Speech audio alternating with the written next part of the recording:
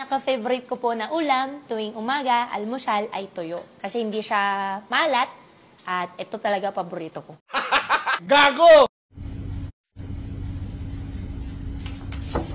Excuse me. Alarm's ready. Hi. I'm the Paul. Hey, Alice. Alice. Alhamdulillah. Yes. Makasih ya. Alhamdulillah ya Allah. Alhamdulillah. What happened? No, nothing happened. You just follow us, okay? Okay, let me change.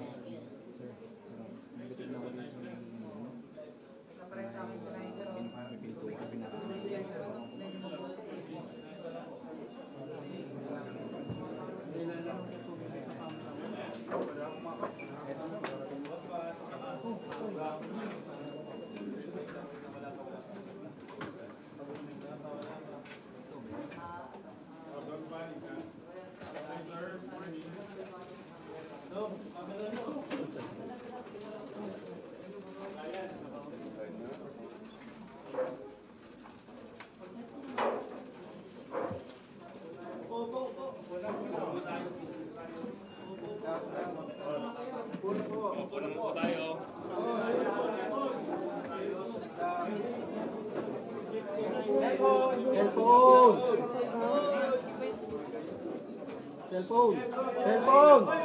Ladies and gentlemen, we would like to request from the media to please settle down.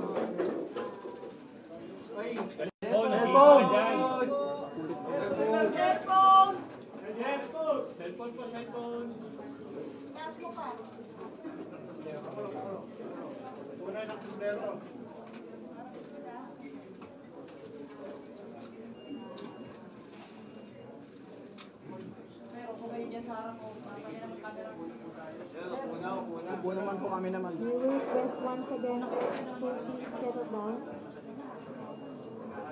Una, sir.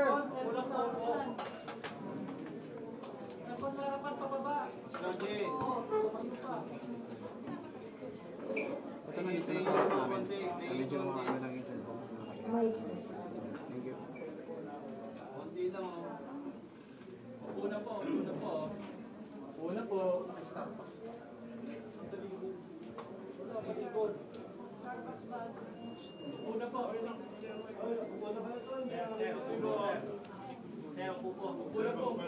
Ate, yung cellphone mo, ate. Hindi ka lang ba?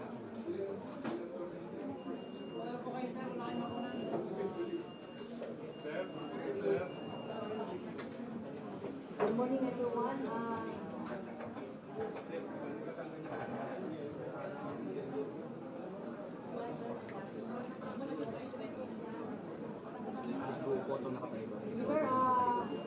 Good morning, everyone. Walang audio. Boss.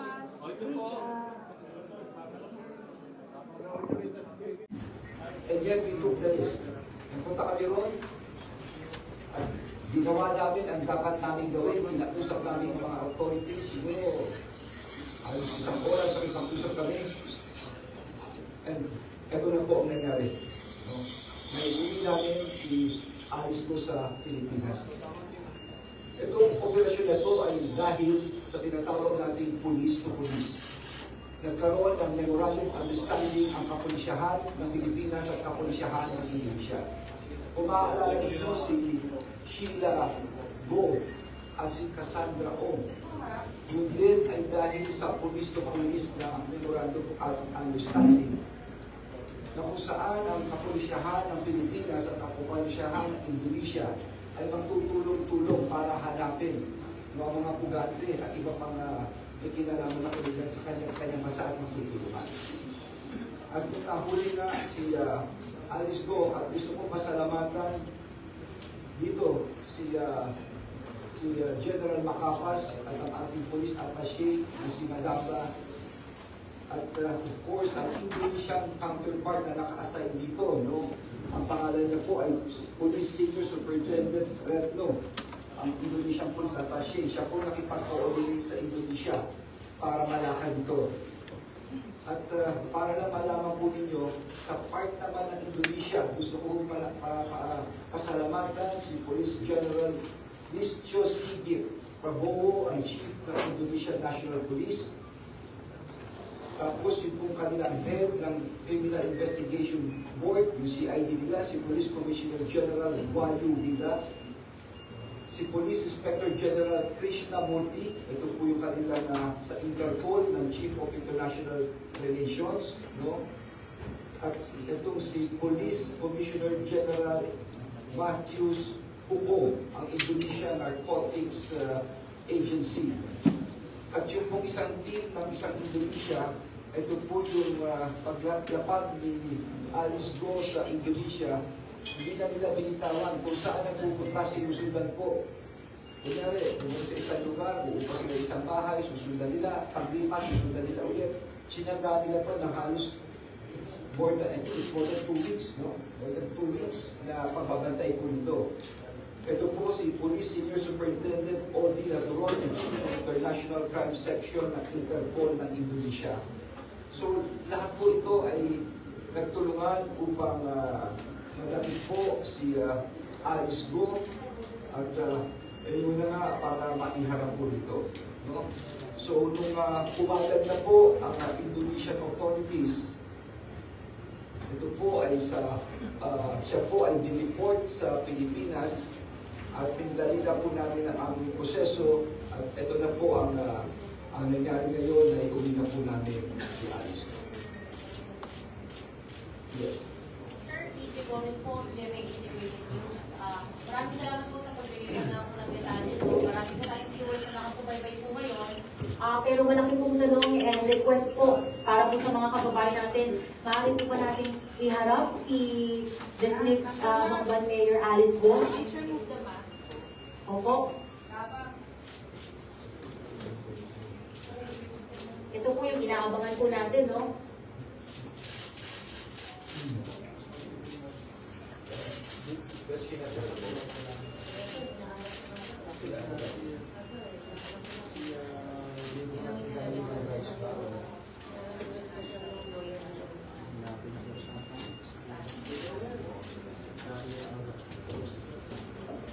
Wala ba tila yung rights dito or what? Ayoko lang kasi magkaroon tayo ng problema sa human rights. Just, or...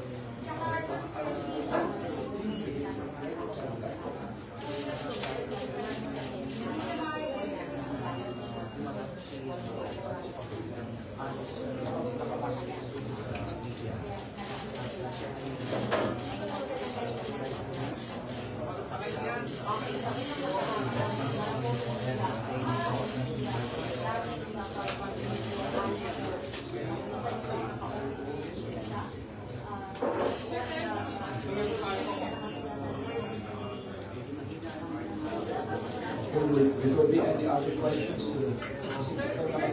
Thank you very much, sir. Thank you very much, ma'am. Our next question will come from AQC, Mr. Kim Salinas.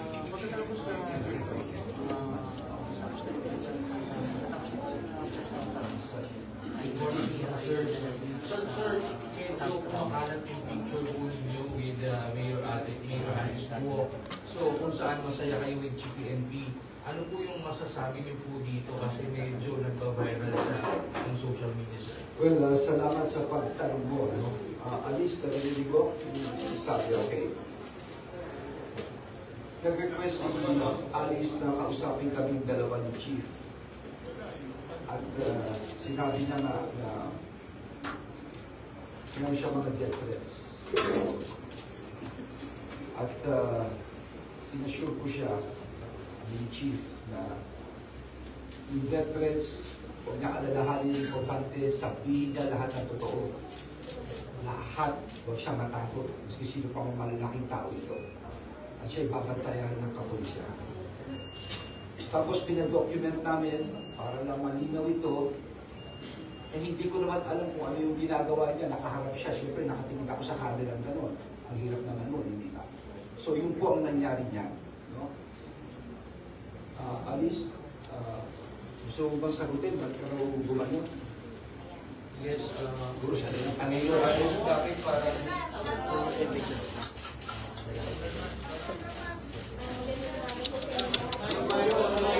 Yung mask po, hindi ko po nagagawin sa mask po.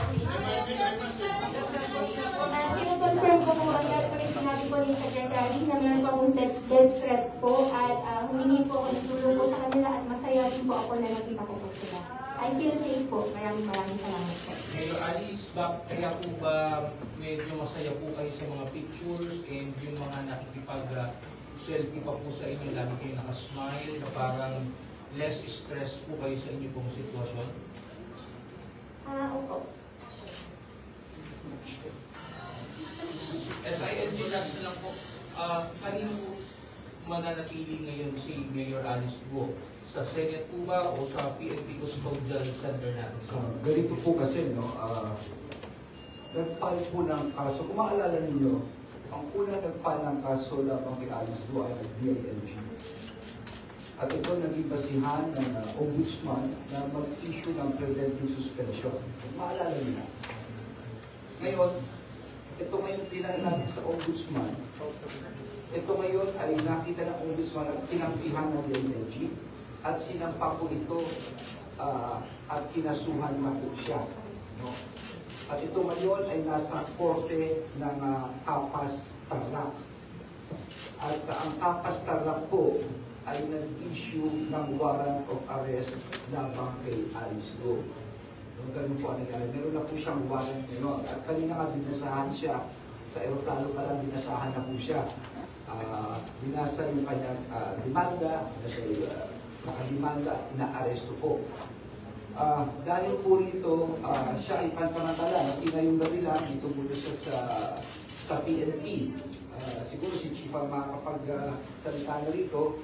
No? At yun naman sa Senado, kung sakali man, kung mag-debate siya, pwede na siya mapunta sa Senado. Ganun po kasi ang Chief kay yung very active kung paano ang proseso ng police. What will happen is, kukunin po ng she will be under the custody ng PNP ng CIDG natin, no? Kasi meron siyang standing warrant of arrest. Then after that, pagka na-serve na-inform yung court kung sa RTC, then kung napag-bail siya, then we will turn over po natin sa Senema. Kung wala po kung turn up, kung wala po siyang bail, it will be under the custody po ng CIDG ng PNP po. Sir, thank you very much. We will entertain two more last questions, and we are from GMA, Ms. Nifa Rabel. Good morning, sir.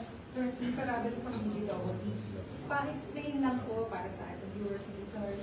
Kasi po si Mayor Alice Guo, former mayor, nakita kanina habang sinunod niya sa Indonesia, naka-casual clothes lang siya, masaya siya, nakapag-selfie pa nga. Pero ngayon po, naka-orange t-shirt, detainee bar. Pakipaliwanag lang po. At nakaposes po ba siya yung ba yung tinatakpan niya ng white shirt? Yes, nakaposes po siya. Nakaposes. Dito po kasi yan, pagpunta niya rito, binasahan po siya sa aeroplano ng kanyang kaso. No, kasi nung umalis kami, wala pa akong warrant. Ngayon lang araw na to dumating. So, binasahan po siya at binag-shot po siya doon sa loob. Binuna siya ng medical record, etc. Nag-fingerprint, at doon na po nilagay yung CIDG issue. Sir, thank you very much. Our last question will come from DZRH, Mr. Yoji Casas. Isa pa sa India, pareho Si Joanna Balyar from GG. Sir, our last question will come from DZRH, Mr. Yoji Casas. After the DZRH, sasagot namin sa DZRH. Sige po, DZRH muna po. Then we'll entertain two more po. Okay, sir, good morning. Kay General Francisco, sir. Secretary Oversight, PNP Chief Budget. Sir, itong pagka-aresto kay former Mayor Alice, meron po ba itong kinalaman din, sir, sa may politika po ba ito na involved dito, sir? Ganito lang po yan. No? Kaya importante sa amin na mapunta sa Indonesia ang chief.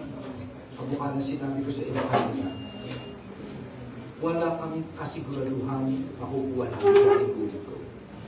At ang mabigat doon kung babalik kami rito na hindi namin dala si Alice ko, katakot-takot na kritisismo yan. Ngayon, bakit namin ginawa ito? Dahil ito yung proseso ng ating batas na dapat makuha siya ng kapulisyahan. We were given a very tight time limit. Imagine, 1:00 ng umaga. Anong oras kami umalis dito? Inahabol namin yung 1:00 na yun.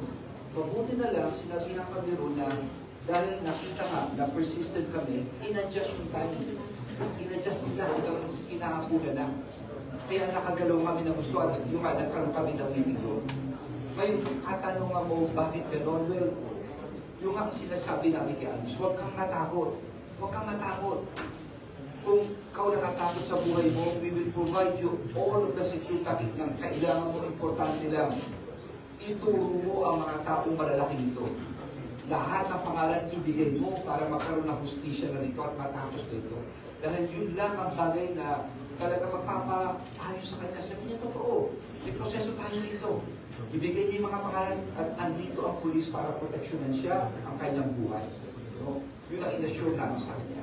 So what was her reply po dun sa pag-encourage niyo sa kanya na sabi na totoo?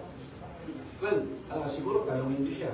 No? Talungin niyo siya. Pero parang nakita mo naman yung sa picture niya kanina, parang she felt relieved. Alice, can you answer that? Wala yung lawyer niya. It's under human rights. Commitment na sasabihin niyo, yun lang sinabi ko, yun lang pinayo ko sa kanya. Huwag siyang matakot, sabihin yung totoo. Yun lang. We will take care of her security. Sir, pwede mo napag-usapan ba sa Indonesian swap? May drug lord? Well, eto na lang, ang basis nitong ating ginawa ay deportation to Sydney. Totoo lang, napakabigat ng mission namin, napakabigat nito. Gano'n ka-komplikado ito. Meron pa yung mga swap-swap na pinag-uusapan nila. Hindi biro ito. Pero ako'y nagpapasalamat muli sa Indonesian government. And by the way, it is right now the 75 years of Philippines and Indonesia friendship. Itong taon na ito. Nag-coincide pa, nandun pa kasi sa Tupake. Nasa Indonesia pa ngayon. So, ang naging basis nito ay talagang ang deportation na. Yun ang pinag-usapan. Okay? Sir, thank you po. Sir, we have one more question from DWIC, Mr. Joe Fidel. Nakita ko ba kung sino po, paano po nakalabas, at kung mayroon kang taong nasa likod? Hindi na po namin, kasi masyadong mabilis ang pangyayari. Yung maraming tao kanina, no? At totoo lang, bukod sa kay Chief, sa PNP, rin po, ang gusto ko rin pasalamatan.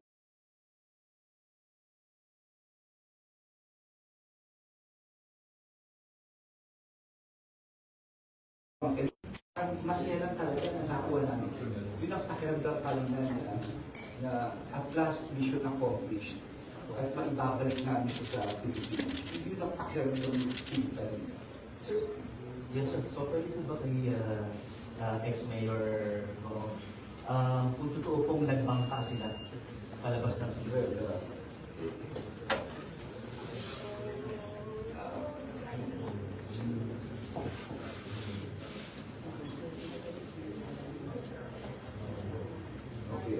Wala kasi siyang assistance sa council.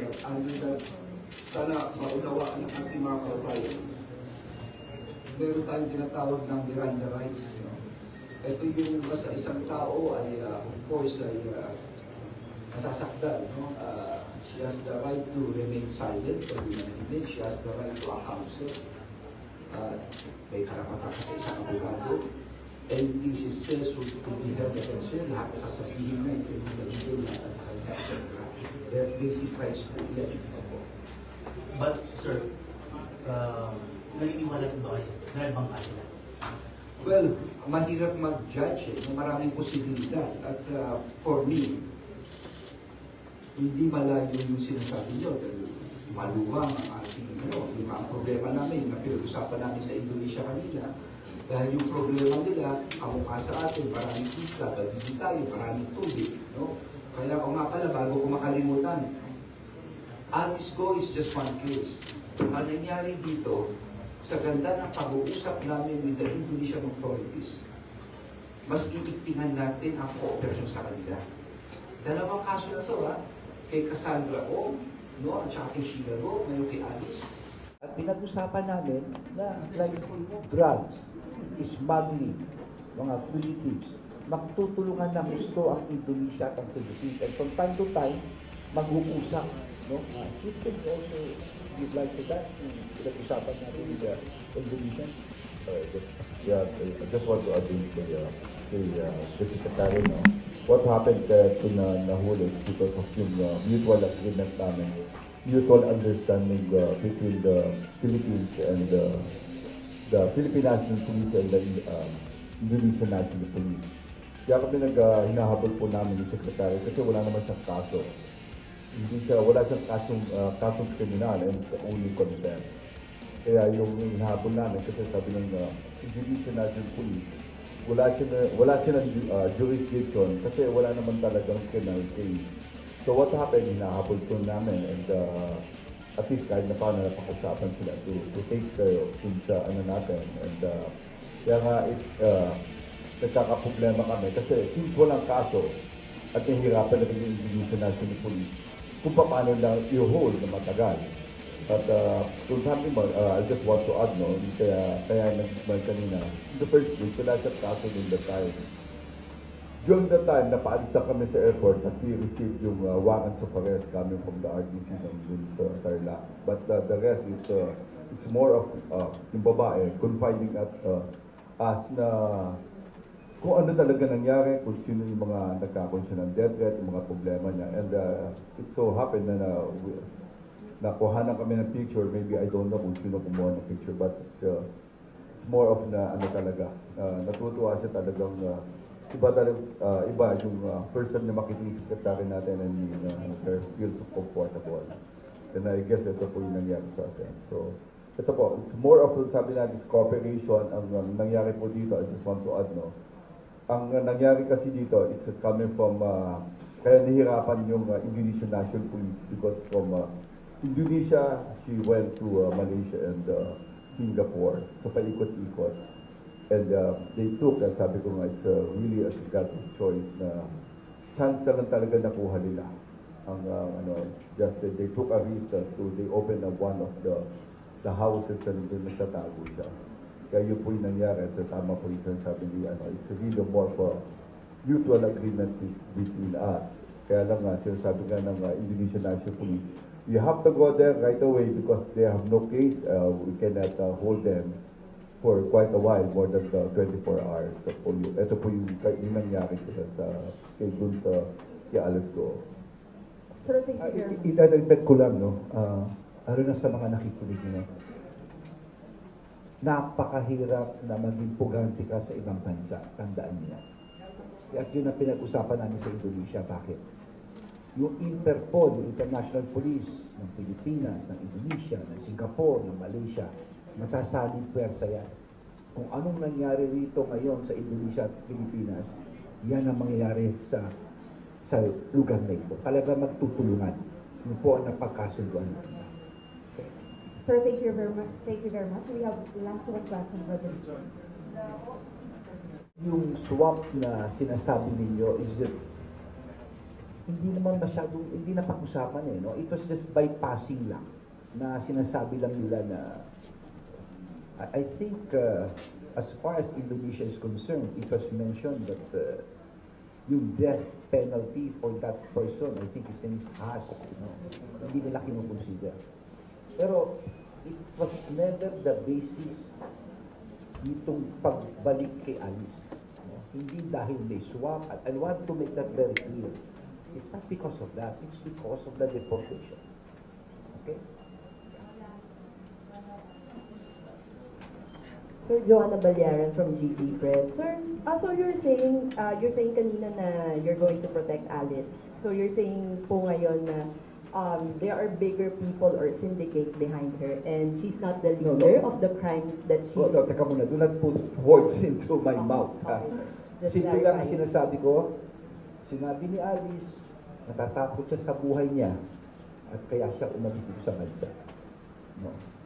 Natatakot siya. Maski siguro natatakot siya. Sabi namin, kung matakot, sabihin mo lahat at poproteksyonan ka ng pulis ang buhay mo. Ganon kasimple lang yun. Okay? Ganon lang kasimple yun. Ang importante, malaman natin ang totoo na nangyari dito. No? At importante na rin, dahil sa ganyang sitwasyon, magkaroon siya ng comfort na huwag siya matakot. Protektado siya as far as the PNP is concerned. Sir, is she a Chinese spy, sir? I'm not sure. Hindi ko alam. Hindi ko talaga alam ko ang nationality na po. Maraming salamat po sa ating Okay. mga kasamahan. Maraming salamat po. Maraming salamat.